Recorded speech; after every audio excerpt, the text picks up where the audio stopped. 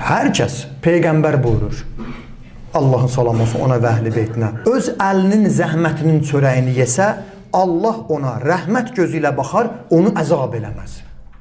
İstəmirik Allahın rəhmətini qazanaq. Get çörək qazan, zəhmət çək, özün dolan. Behiştin qapılarından girmək istəyən, özü də ixtiyar versinlər sənə, hansından istəyirsən keç içəriyə.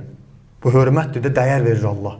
Buyurur əziz Peyğəmbərimiz, Allahın salamı olsun ona və əhl-i beytinə, halal ruzi qazanan insan, bütün behişt qapıları onun üzünə açıq olar.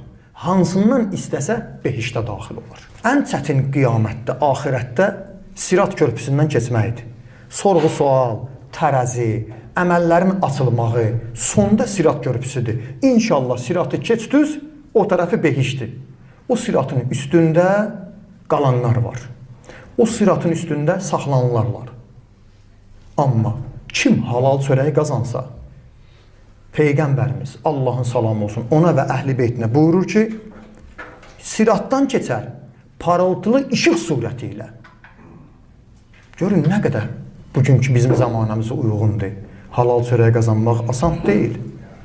Halal evə çörəyi aparmaq asan deyil.